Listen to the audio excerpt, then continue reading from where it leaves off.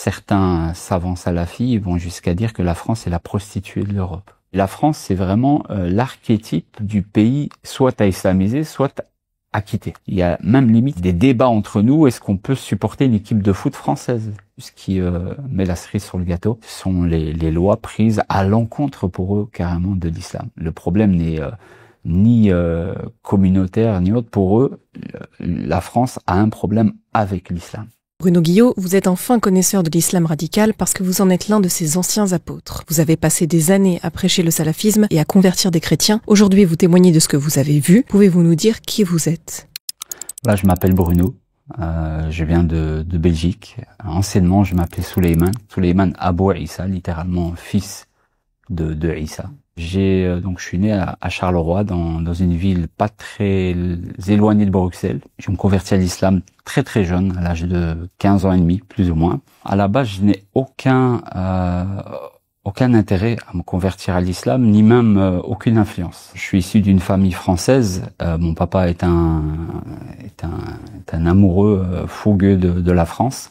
J'ai pas forcément des amis musulmans, etc. Mais je finis avec la Coupe du Monde 98, etc. à développer un amour pour le football et à trouver que j'ai des qualités qui sont extraordinaires.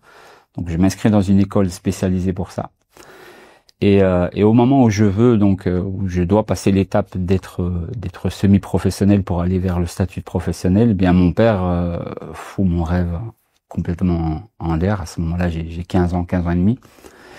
Et c'est à ce moment-là que je me recroqueville sur moi-même et je finis par fréquenter des gens du quartier, des Marocains issus de l'immigration marocaine. Et c'est à ce moment-là, je tombe en plein mois de Ramadan où je vois l'ambiance, je vois la mosquée, on m'invite à la mosquée, etc., etc. Donc je suis vite pris dans un mécanisme.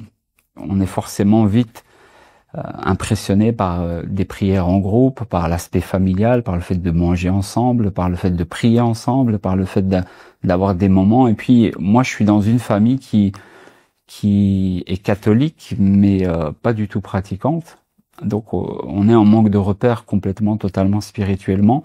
À l'époque, mon papa et ma maman sont pas en très très bons termes, donc ce qui fait qu'on n'a pas des fêtes de Noël étincelante, etc. Donc après, on arrive dans une famille où limite tout est cohérent, tout est bien, la chaleur, etc. On a 15 ans et demi, on est déçu, on est dans une période un petit peu de dépression, si je puis dire. Tous les ingrédients sont là pour se convertir à l'islam en un éclair. Ensuite, il y a le côté très prosélyte de certains musulmans, donc de dire oui, gare, tu es chrétien. Tu sais, en vérité, la Bible est complètement fausse, etc. Donc on me donne des cassettes, des vidéocassettes à ce moment-là. Et à 15 ans et demi, on n'est pas forcément en capacité intellectuelle de pouvoir faire de véritables recherches. Donc je me convertis vite. C'est-à-dire que, contrairement à beaucoup de branches du christianisme, et en particulier le catholicisme et l'orthodoxie, on voit qu'il y a vraiment un catéchisme, un baptême qui prend vraiment du temps, etc. Dans le judaïsme, il y a carrément une mise à l'épreuve pendant des années. Dans l'islam, on prononce juste l'attestation de foi. Donc, je n'atteste qu'il n'y a de divinité digne d'adoration qu'Allah seul et que Mohammed est son messager, son serviteur. On est musulman. Donc, juste, si on met bien sûr l'intention, mais juste à la lumière de cette parole, au fait de la dire et d'y croire, fait de la personne un musulman à part entière, donc qui devra prendre les obligations, etc. Donc vraiment, la conversion à l'islam, c'est quelque chose qui se fait illico presto. Au moment où je prononce ces paroles, donc à l'intérieur d'une mosquée de la région de Charleroi, ça fait peut-être 3 semaines que je suis au contact de l'islam et des musulmans, mais il y a vraiment limite aujourd'hui, on pourrait le dire, un acharnement, une volonté vraiment de vouloir convertir de gens qui parfois eux-mêmes ne pratiquent pas la religion. Mais c'est un petit peu un cas de conscience où on se dit, je pratique peut-être pas, mais j'ai au moins amené quelqu'un à la religion, donc je bénéficie de ces bonnes actions aussi. Je me rends compte vite qu'il y a pas mal de discours incohérents entre telle mosquée et telle mosquée, donc ça me perturbe très très vite. Alors je me dis, autant apprendre la langue arabe et autant faire soi-même l'effort que les imams ne sont pas capables de faire. Lorsqu'on va à la mosquée, le Coran est en arabe, je ne le comprends pas, ça m'agace. Limite, on se sent pas assez musulman, Et c'est un petit peu comme quelque chose de mystique, on ne peut pas vraiment le toucher. Je me suis dit, moi, non seulement je vais le toucher, je vais le prendre et je vais l'enseigner aux gens. Après peut-être 2-3 mois de conversion, j'avais déjà dans ma tête le projet de partir dans un pays arabo-musulman. En l'occurrence, ça a été l'Égypte. Quand je décide de partir, je prépare ma maman alors que j'ai 16 ans et demi. Je prépare ma maman à dire à 18 ans, je vais me marier, je vais partir. Tu pourras pas m'empêcher. Je plantais le décor comme un entrepreneur. Et dans ma tête, c'est vraiment comme ça que ça devait se passer. Et c'est comme ça que ça s'est passé. Mon apparence change, tout change. Plus personne ne me reconnaît. Je me reconnais pas non plus. Mais pour moi, c'est ce que je dois devenir absolument. Et il y a pas une autre solution que ça. Je suis habillé en ce qu'on appelle en kamis. Donc ça veut dire c'est un djellaba, c'est plus traditionnel maghrébin, mais donc c'est une seule pièce ou deux pièces qui remonte ici au-dessus des chevilles. Le salafi peut pas laisser un vêtement en dessous des chevilles puisque c'est considéré comme étant en enfer, dans le feu. J'ai une barbe qui n'est jamais entretenue, donc il faut la laisser pousser. Vu que le prophète de l'islam nous ordonne de la laisser complètement pousser. Un chapeau, forcément. Quand on est en Arabie Saoudite, on met la rotara, donc le vêtement saoudien. Et voilà, on essaie de faire en sorte que même pour les hommes, aucun vêtement ne soit serrant, que les fesses ne soient pas vues, etc., etc. Et chez les femmes, bien sûr, parce que j'ai été marié, là, c'est le voile intégral, quoi. Le salafi prône généralement. Et moi, j'étais de cette école, le fait de couvrir le visage et les yeux. Elle a plus ou moins le même âge que moi. Elle est également convertie à l'islam à ce moment-là. On se marie parce que c'est un petit peu une facilité vis-à-vis des deux familles. Et puis pour nos projets de partir, elle était dans le même rêve que moi. Elle passe d'un voile complètement léger à un voile intégral en Belgique, quoi. Donc on avait pas mal de soucis dans les hôpitaux, dans les mutualités, etc.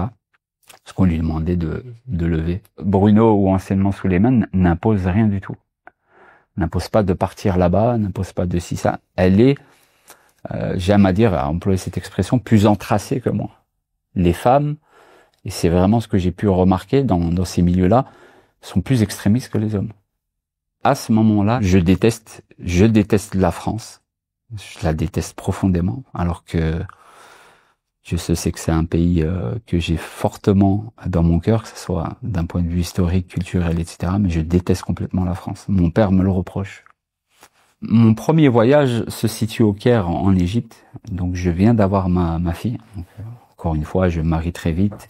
Je me convertis très vite, je me marie très vite, je pars très vite et j'ai un enfant très vite. Donc je m'inscris dans un centre qui s'appelle Merkez El Ibana, donc c'est un centre de salafi au Caire. Ensuite je reviens en Belgique, j'apprends sur Bruxelles dans des mosquées salafis. Et ensuite je suis accepté à l'université de Médine en 2009-2010, donc l'université de la deuxième ville sainte de l'islam après la Mecque. Là c'est tout s'accélère, tout est concentré, l'Arabie Saoudite et plus précisément la Mecque et Médine. Tout tourne autour de la religion. Mais il faut savoir que c'est l'une des rares, voire la seule université qui recrute à l'international. En fait, l'université de Médine est financée par l'État saoudien et le but est clairement d'islamiser les populations, qu'elles soient musulmanes, mais en particulier les populations occidentales. Ensuite, de renvoyer ces étudiants en Europe, en France, etc. Il y en a d'ailleurs énormément. Il y a plus ou moins 20 étudiants, 15 étudiants, 10 étudiants de France chaque année qui partent. Chez nous, en Belgique, c'est 4-5. Donc vraiment, être sélectionné pour l'université de Médine, c'est premièrement un Graal pour le musulman, mais c'est aussi extrêmement difficile. Les manuels scolaires aussi sont salafis. Et donc, moi, quand j'arrive, j'ai déjà un niveau, et eux arrivent à détecter, de se dire, tiens, lui, il va aller plus vite que les autres, il va apprendre plus vite que les autres, ça va être un bon élément pour nous, donc on va l'accepter, donc il m'accepte sur place. Normalement, il faut, entre l'acceptation et le moment où on se déplace, 1 an plus ou moins. Ensuite, d'un point de vue purement théologique et musulman, c'est une obligation pour le musulman d'appeler les non-musulmans à la conversion à l'islam, par tous les moyens. Certains savants salafis vont jusqu'à dire que la France est la prostituée de l'Europe. Et c'est vraiment le message qui est véhiculé jusqu'à jusqu'aux professeurs de l'université. Certains même enseignent dans la mosquée du prophète à Médine. Donc c'est gouvernementalement parlant que ça se joue. Nous, les Belges, on est souvent mis un petit peu à l'écart, on ne connaît pas, on est un petit pays, on est connu plus pour les chips et les pommes de terre, les frites et le chocolat. Mais la France, c'est vraiment l'archétype de l'islamophobie, l'archétype du pays soit à islamiser, soit à quitter. Il y a même limite des débats entre nous, est-ce qu'on peut supporter une équipe de foot française ? Est-ce que supporter l'Olympique de Marseille, c'est pas finalement de l'alliance avec les mécréants? Il faut savoir que 90% sont convertis à l'islam. Donc sont français. Moi j'ai connu des gens qui ont des noms du style Sébastien, Flavien et Christopher. Deuxièmement, parce que la France a toujours été mêlée intrinsèquement à l'Église. Fille aînée de l'Église, etc. Et puis on sait très bien que voilà, de par Clovis et autres, la France aussi a repoussé l'islam. Et donc ça a donné naissance forcément à un statut spécifique de la France, la colonisation, de l'Algérie, etc. Donc tous ces sujets-là s'entremêlent, le politique, le religieux, le théologique, le spirituel, le matériel, tous ces mélanges, ce qui accentue, ce qui met la cerise sur le gâteau. Pour eux, du moins, bien, ce sont les lois prises à l'encontre pour eux carrément de l'islam. Le problème n'est ni communautaire ni autre. Pour eux, la France a un problème avec l'islam. Salafisme, si tu prends juste le terme étymologique, salaf, ça veut dire prédécesseur. C'est au fait la compréhension du Coran à la lumière des premières générations de l'islam. Le salafi, lui, n'en a que faire de la politique. Si c'est pas la charia, il y met pas son nez dedans. Il y a un principe fondamental chez les salafis qui s'appelle el-wala wal-bara. Littéralement, ça signifie l'alliance et le désaveu. On s'allie avec les croyants et tout ce qui tourne autour des croyants, que ce soit les pratiques, la manière tenue vestimentaire, la manière de parler, etc. Et on se désavoue des mécréants, se désavouer de tout système en dehors de la charia.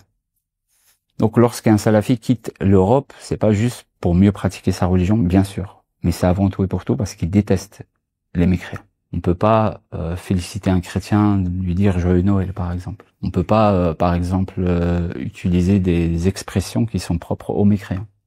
S'habiller de vêtements qui sont propres aux mécréants. Faire des coupes de cheveux qui sont propres aux mécréants. Ce qui fait qu'à un moment donné, on en finit par détester tout le monde. Est-ce que ça vous dit quelque chose, des noms comme Brahim Abdeslam, Sami Amimour, Abaoud, Lakraoui, Bakraoui? Ouais. Tout cela, au fait, sont des gens qui se fréquentaient entre eux, allaient boire le thé ensemble et on partageait nos idées. Il faut savoir que Molenbeek, à la base, c'est pas forcément un bastion de terrorisme plus qu'une autre commune. Il y a des communes à Bruxelles qui sont pires que Molenbeek. Mais simplement, à un moment donné, il était possible de prier dans des mosquées complètement clandestines. Et c'est là que parfois, il n'était pas rare de croiser ce genre de personnes. Moi, ça m'est déjà arrivé de croiser Salah Abdeslam, non pas dans une mosquée, mais dans le quartier. Il y en a un autre aussi qui s'appelle, il se fait appeler comme ça, du moins auparavant, il est passé pas mal sur les chaînes de télévision belges. Il s'appelait Jean-Louis le Soumis. Puis il a envoyé d'ailleurs des gens en Syrie. Lui, il allait carrément dans les quartiers de Bruxelles distribuer des tracts contre la démocratie, etc. Parce qu'il considérait que la démocratie, c'était le diable. Eh bien, ce genre d'individus, ils étaient fréquents à Bruxelles. Nous, à l'époque de mes débuts dans le salafisme, on les voyait comme ça, déambuler dans les rues. Molenbeek, qui à la base est un quartier... Moi, à mon époque, dans les années 2004, 2005, 2006, il y avait des mosquées dans des caves. Tout le monde le savait. Il y avait des gens vraiment bizarres. La majorité de ces gens ont fréquenté des lieux et les gens, et la police ou autres, ou même les politiques, savaient pertinemment qu'ils représentaient un danger. Pour la majorité, c'est pas une surprise. Et nous qui sommes issus des milieux radicaux, de l'islam radical, etc., on le savait depuis longtemps. Quand on voit leur nom apparaître en tête d'affiche pour le journal de 20h, limite on a envie de se dire seulement maintenant. Enfin, Ah, ils sont passés à l'acte. Ben oui, c'est logique. Et après arrive le Bataclan 2015 et on est tous étonnés. Après arrive Zaventem 2016 et on est tous étonnés. Pourquoi choisissez-vous en 2016 de quitter l'islam? Vous êtes un imam reconnu, brillant, vous avez un parcours exceptionnel, vous sortez de l'université de Médine, on compte sur vous pour convertir les mécréants. C'est une cascade d'éléments. Mais le premier, c'est mon pèlerinage à la Mecque où j'avais vraiment misé énormément d'espoir sur ce pèlerinage pour que ça soit un tremplin spirituel, etc. Ça a été un fiasco. Énormément de morts, des comportements horribles, des choses que je ne pensais jamais voir, et le fait d'être passé à quelques centimètres de la mort, on peut très très facilement voir des gens uriner devant tout le monde, voir des femmes faire leurs grands besoins devant tout le monde. Les bousculades sont monnaie courante.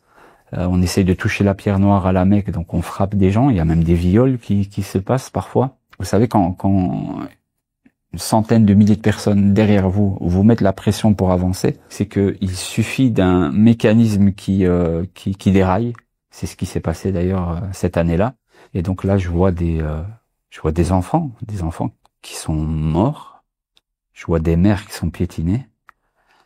Je commence à avoir un malaise. Je me dis que je vais tomber dans les pommes. Et si je tombe dans les pommes, je sais que c'est la fin pour moi. Heureusement, j'arrive par je ne sais quel miracle à m'en sortir, mais c'est un choc. Ensuite, il y a le fait que ma fille, ma tendre fille, a été demandée 2 fois en mariage. La première fois par un Saoudien alors qu'elle avait 7 ans, et la deuxième fois par un Européen de Belgique. Je savais que dans l'islam salafi, ça ne posait pas problème d'un point de vue de la charia, mais le vivre, c'est autre chose. Les exécutions aussi qu'on peut voir à Médine, sur place publique, c'est souvent un élément que beaucoup ignorent. Mais quand on coupe la main ou qu'on décapite une tête, c'est sur place publique. C'est la justice de Dieu, certes, pour le musulman, c'est la charia, mais le voir, encore une fois, c'est choquant. Et l'élément vraiment qui a mis un terme à ces doutes, c'est la mort de mon papa. J'ai toujours considéré mon papa comme je vais dire le terme, comme un sale mécréant. Je l'ai considéré en enfer par justice de Dieu parce qu'il le méritait. À ce moment-là, il fait un retour au catholicisme que je comprends pas, que je combats. J'essaie de convertir mon père à l'islam. J'ai mis tous les efforts, j'ai déployé toutes les preuves, entre guillemets, mais rien n'y faisait. Et puis, finalement, au final, je me rends compte que mon père part avec une sérénité et une force insoupçonnée. Il me disait, n'aie pas peur, n'aie aucune crainte, t'inquiète pas, il est avec nous, t'en fais pas. Et donc tout ça, sur le coup, on ne percute pas forcément. Il y a une règle de jurisprudence qui dit, donc dans l'islam, Al-hukmu ala shay'in far'un an tasawwurihi. Ça signifie le jugement d'une chose dépend de notre conception. Et au fond de soi, on se dit, mais finalement, est-ce que c'est pas le but d'une vie? De se dire, on a fait des erreurs, on essaie de réparer un petit peu ce qu'on a pu faire et on part tranquille. Moi, j'avais l'image que mon père allait partir dans des souffrances atroces, que les anges allaient le massacrer, que Dieu allait le punir, etc. Et finalement, c'était limite lui qui me disait, n'aie pas peur de la mort, etc. La conception d'un Dieu qui va constamment châtier, un Dieu qui va constamment faire tomber l'homme, un Dieu qui guide et qui égare, etc., etc., va donner une certaine dureté de cœur, même si on aura beau dire il t'aime, mais le fait d'aimer sous condition de faire quelque chose ou de ne pas faire quelque chose fait qu'on a quand même malgré tout cette peur, cette crainte qui prend le dessus sur l'amour de Dieu.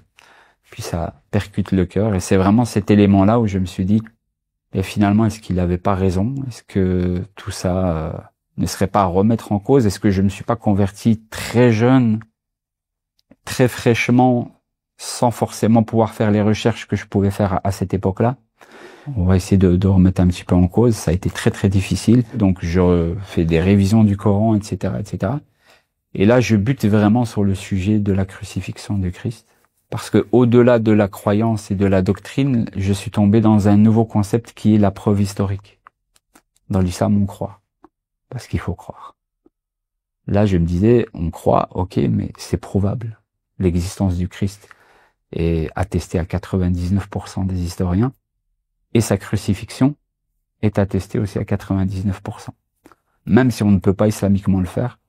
Et c'est comme ça que de fil en aiguille, j'ai fini par abandonner d'abord l'islam et ensuite par accepter le Christ dans ma vie. Mais alors, qu'est-ce qui différencie un salafiste comme vous l'avez été d'un djihadiste passé à l'acte? Ils ont identiquement la même vision de la charia. Ce que tu as vu à Raqqa en Syrie, les crucifixions sur des places publiques qui sont coraniques, parce que crucifier ceux qui commettent le désordre sur terre est clairement mentionné dans le Coran. Le fait de couper des bras, de lapider des femmes, etc., etc. Tout salafiste, tout salafiste est forcément, à un moment donné, n'est pas encore pour le moment au niveau d'être un djihadiste. Mais la différence qu'il y a entre la subdivision entre salafi dit quiétiste et salafi dit djihadiste, c'est que le quiétiste, lui, pense que les gouverneurs musulmans dans les pays arabo-musulmans aujourd'hui, même s'ils sont à côté de la plaque, ils n'en demeurent pas moins des musulmans. Il se dit on est sous leur autorité et eux ils n'ont pas lancé le djihad offensif. Donc le salafi dit quiétiste n'est quiétiste que parce que il n'y a pas eu un appel du gouverneur musulman. Là où le salafi djihadiste, lui, considère les autorités musulmanes d'aujourd'hui comme étant apostats. C'est-à-dire c'est des mécréants. Donc comme ils sont mécréants, il s'auto-érige lui-même des califes. D'où le fait que Daesh a Abu Bakr al-Baghdadi. Al-Qaïda avait Oussama Ben Laden. Par 2 fois où j'ai failli valser de l'autre côté. Voilà, moi j'ai jamais une famille qui était fort proche de moi. J'étais à 7000 km de ma famille, je m'en foutais. Et donc de là, tu te dis, bah t'as rien à perdre en fait. Ça se passe pas bien avec ton ex-femme parce que voilà, la religion ne règle pas tout. Il y a le côté comportemental etc. Tu tombes quand même sur des textes où tu te dis quand même, ça serait pas si mauvais de faire quelque chose. Puis tu vois à la télévision ce qui se passe en Palestine, etc. Ça te chauffe. Hein. Moi, je me souviens, j'ai des scènes où quand Daesh commence à être reconnu en 2014-2015, l'année-là, je suis à Tanger au Maroc. Je me souviens que je suis avec des potes qui sont salafis, qui me disaient attends, il faut pas dire que c'est des hérétiques, ça se peut, ils ont raison. Et ça se peut, c'est un gouverneur légitime. Et s'il est légitime et qu'il lance le djihad, et ça c'est la grosse problématique, c'est qu'on parle des frères musulmans, mais en fait ce que font les frères musulmans, c'est des principes même de l'islam. C'est-à-dire que quand l'islam est en situation de faiblesse, il a un comportement. Ce qui m'a empêché, moi c'est que mes enfants en fait. Parce que je les aime et je les aimais tellement que pour moi c'était inconcevable de les laisser, mais malgré tout, il y a par 2 fois où j'ai failli valser de l'autre côté.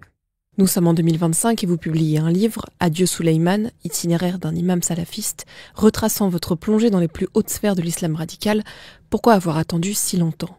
Pour plusieurs raisons. La première, c'est que j'évite des persécutions, des menaces de mort. Le fait de parler d'islam est toujours un sujet très très tendancieux, très très sensible. J'ai des amis à moi qui sont fichés S et qui font partie de cellules terroristes, etc. Donc forcément, lorsqu'on est apostat de l'islam, dans le salafisme, c'est clair, net et précis. Celui qui change de religion, sa sentence, c'est le meurtre. Et qu'on veut littéralement lui couper la tête. Jusqu'à recevoir carrément des lettres où on me faisait comprendre qu'on allait me couper la tête. Tout bon apostat vous dira que du jour au lendemain, tout peut dégringoler et on en est conscient. Salman Rushdie et autres. Il suffit d'une fatwa sur votre tête et voilà, c'est comme un prix dans le western hein, qui va le mettre à mort et va obtenir la récompense divine. Pourquoi maintenant, aujourd'hui, le faire, sachant les risques que j'encours? Amour de l'homme, par amour de mon prochain, parce que j'estime que c'est un fléau pour la société. Je parle vraiment d'un islam radical. C'est un fléau pour les musulmans aussi. J'estime également leur rendre service. Parce que pouvoir démanteler l'islam radical avec les sources de l'islam radical, je pense que c'est le meilleur moyen de détruire le problème à sa racine. Le fait d'avoir une voix, de parler la langue, de connaître le Coran, etc., ça donne une percussion qui est différente. qu'un Français du coin qui sait à peine prononcer un mot en arabe et qui est directement décrédibilisé au regard des musulmans. En mai dernier, le ministère de l'Intérieur a publié un rapport documenté par les services de renseignement sur l'entrisme des frères musulmans en France, poussant ainsi Emmanuel Macron à demander au gouvernement de nouvelles propositions pour mieux lutter contre l'entrisme islamiste en France, jugeant que celles présentées par le ministère de l'Intérieur n'étaient pas à la hauteur de la gravité des faits exposés dans le rapport. En 2014, après votre pèlerinage à la Mecque, vous avez écrit une thèse sur les frères musulmans. Pouvez-vous nous raconter qui ils sont vraiment? Les frères musulmans, donc ce qu'on nomme les Ikhwan al-Muslimun, donc on sait tous que c'est un groupe qui naquit au XXe siècle sous l'effigie de Hassan al-Banna. Hassan al-Banna qui fait partie de la famille de Tariq Ramadan, plutôt Tariq Ramadan fait partie de sa famille. Hassan al-Banna veut faire ce qu'on appelle al-Islahiyya, c'est-à-dire il veut réformer, une sorte de réforme protestante au sein de l'islam. Il essaye de faire revenir les gens à l'essentiel. Cette règle elle est très très simple. Elle dit exactement que la fin justifie les moyens. Al-ghayatu tubarrir al-wasilata. Et c'est en fonction de la compréhension de cette règle que les frères musulmans vont adopter un comportement totalement différent du salafisme traditionnel. Alors c'est quoi l'objectif des frères musulmans? Wal-Qur'an dusturuna, le Coran est notre législation, notre constitution. Ce qu'ils veulent, c'est un État théocratique. Ce qu'ils veulent, c'est un État où la charia règne. Ils vont pas vous le dire comme ça, mais c'est tout à fait normal. Premièrement, parce que la fin justifie les moyens. Deuxièmement, parce qu'ils pratiquent la dissimulation. L'Europe, c'est leur terrain de chasse. C'est-à-dire, au début, on commence dans les catacombes de la société. On finit par monter. Une fois qu'on a une légitimité démocratique, on est démocratiquement capable de dire, de faire, d'interdire et d'obliger.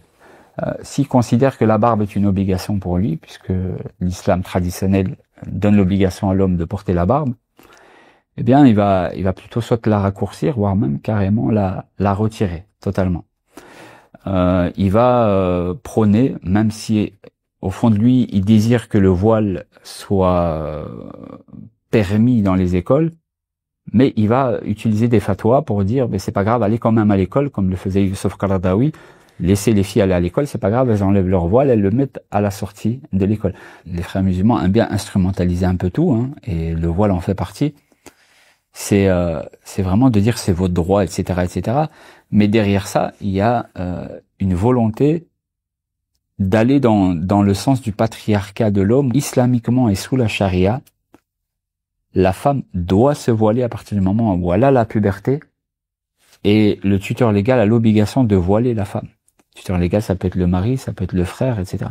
Donc c'est pas une fable de dire que le voile des fois est obligé ou imposé. Maintenant, on voit beaucoup de jeunes filles qui le portent de elles-mêmes, avec la contradiction d'être complètement maquillées, etc., chose qui a aucun sens d'un point de vue islamique.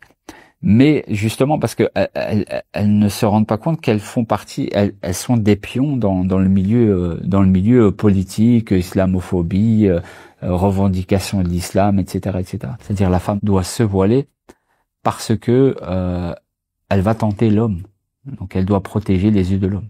On dit bien se voiler par obligation, ce qui n'est pas le cas d'une croix ou autre. Déjà le fait de mettre une croix autour du cou, c'est un ustensile, c'est accessoire.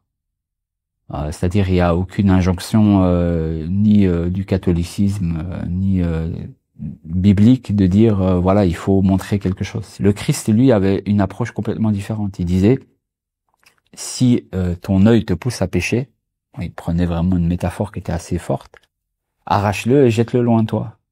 C'est pas l'autre que tu dois voiler, c'est toi le problème. Le frère musulman, il se dit OK, la charia, c'est le but. Donc, comment atteindre la charia? Par la politique démocratique, même s'il le faut. Acheter une maison à crédit, on sait bien que c'est interdit dans l'islam, mais dans votre cas, c'est une obligation. Alors qu'il n'y a pas une obligation à acheter une maison. On est d'accord. Et donc, de cette manière-là, on achète des quartiers. De cette manière-là, on achète des mosquées. De cette manière-là, on fait des centres. Et les Français doivent comprendre impérativement que derrière ces beaux sourires, derrière cette tolérance qu'on leur accorde, il y a une volonté de propager la charia. Je préfère un ennemi déclaré qu'un ennemi caché. Je préfère un salafi qui n'a que faire de cette société européenne, qui crache peut-être dessus matin, midi et soir, mais n'a qu'une envie, c'est de la quitter. Que quelqu'un qui est à l'intérieur et qui vous dit oui, il n'y a pas de souci, nous aussi on est français, nous aussi, bien que ça soit vrai, mais qui au fond de lui a ce principe de la fin justifie les moyens. Tout ce que je suis en train de vous dire là à l'instant présent sont des enseignements de livres. Ces livres sont vendus dans des librairies parisiennes à l'heure où je vous parle et bruxelloises. Et quand Tariq Ramadan parle d'un moratoire, le but c'est simplement de justifier quelque chose, soit disant qu'il faudrait faire un moratoire parce qu'il faut éduquer les pays arabo-musulmans d'abord avec un moratoire pour aller vers la cessation. Non, il faut cesser tout de suite. Donc le côté moratoire, en fait, c'est une règle des frères musulmans. C'est de dire pour le moment on peut pas. Donc comme on peut pas, on met ça de côté. C'est pas grave. Tu reviendras après sur ça. Tout ça on met de côté, on fait croire à l'Occident que on peut cheminer avec eux, etc. Mais le jour où ils vont s'adonner à ça, qu'ils auront le pouvoir de le faire, la finalité de tout ça, c'est la charia dans son sens le plus strict. Si le musulman radical est aujourd'hui calme, doux et dans le pacifisme, c'est juste par manque de capacité. Le jour où ils ont cette capacité, et c'est ce qui est prôné dans leur livre, le jour où ils ont cette capacité, le djihad offensif devient limite pour eux une solution. Et on voit ce qui s'est passé en Égypte, ce que les frères musulmans ont fait, les dégâts qui s'est passé en Égypte. Le fait de les voir comme étant très gentils, très ouverts d'esprit, etc., pour moi, en tant que connaisseur de leurs textes et de leurs principes fondamentaux, ce n'est que ruse. Ce n'est que ruse. Et si c'est vrai, ce n'est que contradiction. Moi, je pense que la majorité des musulmans et des musulmanes, plus précisément, sont très jeunes, ils sont pas forcément mal intentionnés. Parfois, ils ressentent un rejet dans la société qui est accentué par les frères musulmans. Les frères musulmans aiment à s'immiscer dans la politique, mais dans l'émotionnel aussi, à utiliser les conflits. Un musulman va forcément soutenir la Palestine, parce que pour lui, l'un des lieux saints de l'islam s'y trouve. Cette idéologie, c'est que le Hamas est le porte-étendard des frères musulmans en Palestine. Les musulmans, pour pouvoir s'approprier ou se réapproprier l'islam, si je puis dire, ils doivent comprendre qu'est-ce qu'on leur fait. Le problème, c'est que la France, en tant que pays, en tant qu'institution, en tant que communauté, est obligée de légiférer des lois en fonction de ça, etc. Donc les musulmans le prennent personnellement, mais en vérité, il n'y a rien de personnel. Moi, je pense vraiment qu'il faut mettre de l'eau dans son vin. Là où c'est difficile, où ça paraît limite impossible d'avoir une liste très détaillée et très objective, c'est qu'on se retrouve devant des gens qui fondent comme un glaçon à n'importe quelle occasion. C'est que on doit d'abord, pour moi, connaître qui ils sont et leurs fondamentaux pour pouvoir les reconnaître par la suite. Si on est toujours dans le déni de se dire ah oui mais Tariq Ramadan c'est pas un frère musulman parce qu'il l'a dit sur tel plateau, on n'avancera jamais. La question c'est pas ce qu'il a dit ou ce qu'il a pas dit, c'est ce qu'il fait depuis des années. Il y a énormément d'associations aussi, d'associations pour construction de puits, etc., qui derrière le côté piété, le côté de la bienveillance, etc., il y a vraiment ce but de propager le frérisme et de montrer que les frères musulmans sont finalement les seuls qui se préoccupent de la communauté musulmane. Donc il y a énormément, même derrière l'étiquetage halal, etc., c'est les frères musulmans généralement qui sont derrière, AVS, etc. Donc ils sont quasiment partout et la majorité des librairies islamiques sont tenues par les frères musulmans. Et les livres qui sont vendus, et moi j'aimerais vraiment un jour que quelqu'un puisse le faire, quelqu'un du gouvernement français, hein, vraiment, j'en appelle vraiment le gouvernement français, à entrer dans une librairie islamique et à prendre 10, 15 livres comme ça qu'on lui suggère et à les lire et à voir ce qui est vendu sur le territoire français. Des livres qui appellent clairement au radicalisme, etc., et qui sont vendus depuis des décennies. Et pour vous donner un exemple, au Centre islamique de Bruxelles, lorsqu'une personne désirait à l'époque se convertir à l'islam, on lui fournissait tout un tas de livres gratuits. Tous ces livres sont des livres de radicalisme et ils sont distribués, sont donnés comme ça. Le centre islamique européen à Bruxelles a été pendant des années, des décennies, sous l'effigie des frères musulmans. Donc à un moment donné, quand je lis ce rapport, quand je l'entends, ma réaction c'est de dire oui, mais on le sait depuis longtemps ça. C'est juste le résultat final d'un laxisme pendant des décennies. Et je dirais même que ce rapport a des fois tendance, malgré son objectivité, à dédramatiser la réalité. Moi, je pense que c'est encore pire que ça. C'est juste ce qui est visible, la face visible de l'iceberg, comme on dit. Je vous parle de quelqu'un qui a vécu de l'intérieur, l'expérience. Les musulmans, la masse des musulmans, de manière inconditionnelle et de manière même, j'ai envie de dire, non intentionnelle, vont prendre ça pour de l'islamophobie, une fois de plus. Parce que c'est ce que les frères musulmans leur font croire. Ils leur font croire que la France, en fait, n'a fait ce rapport que pour détruire l'islam. La question, c'est qu'est-ce qu'on peut faire pour ne pas arriver aux 75 prochaines pages qui diront que dans nos rues, c'est la révolution. Dans nos rues, c'est ce qui s'est passé en Égypte. Les Français doivent comprendre les enjeux, doivent comprendre que parfois, avec les meilleures intentions, on fait les pires des choses. Le prochain rapport sera beaucoup plus catastrophique et chaotique que celui qu'on a entre nos mains. Pour le moment, on n'est que dans des questions de halal à la cantine. Demain, on sera peut-être dans des questions d'obligation du voile. Après-demain, on sera peut-être dans des questions de est-ce que les femmes peuvent sortir à une certaine heure.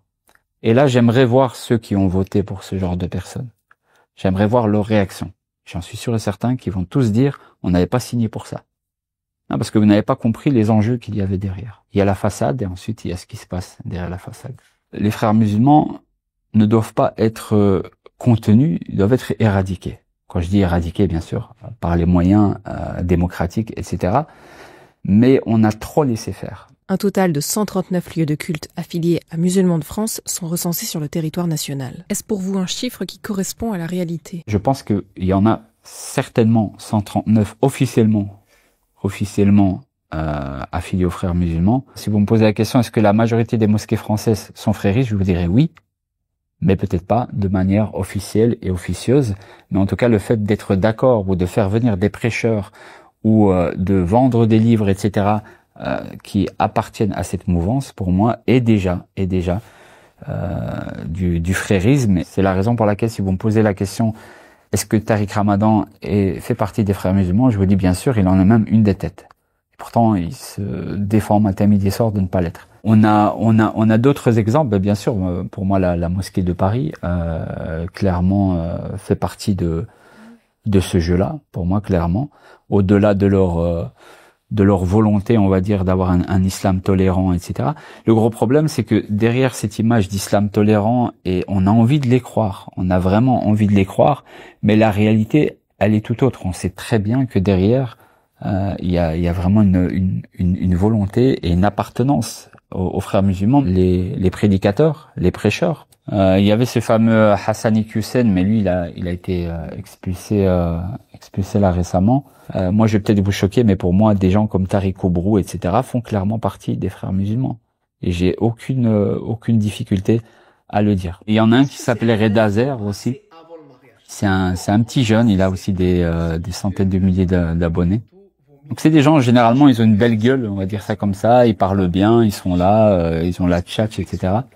La grosse problématique, en dehors de l'influence externe des frères musulmans ou autres, c'est vraiment les réseaux sociaux. Parce que les réseaux sociaux, c'est une fourmilière pour l'extrémisme religieux.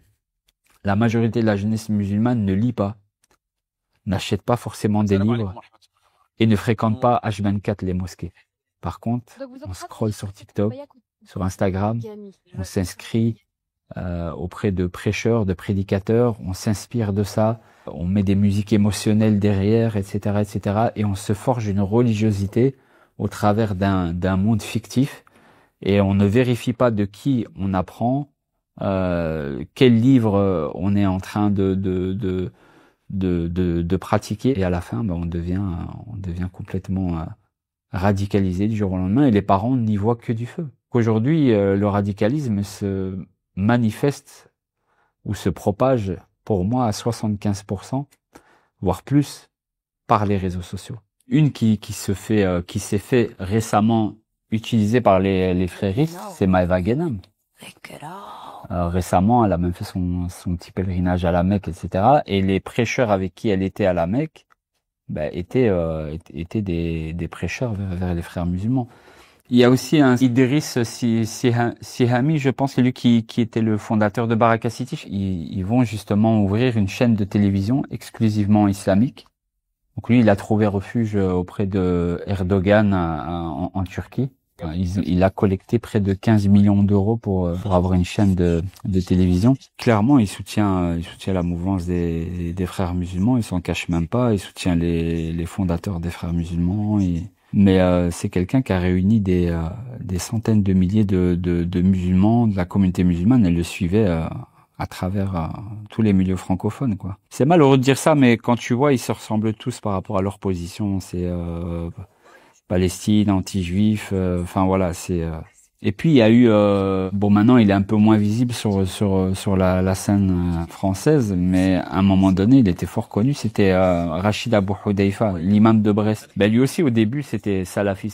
Ça c'est vraiment des imams, mais eux c'est vraiment les têtes des frères musulmans dans les milieux francophones, et ils sont suivis à foison, quoi. Par rapport au statut de la femme, etc. Il est assez radical. Interdiction de la musique, des instruments de musique, interdiction de serrer la main aux femmes. Voilà. Alors qu'au début, c'était pas du tout comme ça. Quand ces gens-là, ils ont commencé, ils étaient très, très soft. Petit à petit, quand on a commencé à leur donner une mosquée, une visibilité, etc., ils ont commencé à monter dans les échelons, et maintenant, ils sont suivis par des millions de personnes. Être un voile qui provoque et qui attire. Il y a, certes, le tissu, le voile qu'on porte sur la tête, mais il y a la tenue aussi qui va avec. Ça n'est pas juste le tissu sur la tête. Le vêtement ne doit pas être transparent. Il doit être opaque. On ne doit pas voir le corps de la femme à travers. Alors tout ce qui est legging, tout ce qui est tunique courte, eh bien, l'islam n'a pas à légiférer ainsi. À nous de bien comprendre ces deux règles, de comprendre que le voile aussi, c'est couvrir la beauté de la femme et ne pas dévoiler la beauté. Il y a le comportement qui va avec, il y a une éthique qui va avec, il y a une pudeur qui va avec, il y a des choses qui se font et il y a des choses... En tout cas, la France et l'Europe est vraiment dans un sale état, franchement. Malgré ce constat, vous sentez-vous plus apaisé aujourd'hui? Passer du salafisme au catholicisme est extrême. Quels enseignements tirez-vous de ce voyage religieux? Comment est-ce qu'on peut passer de l'extrême haine à l'extrême amour?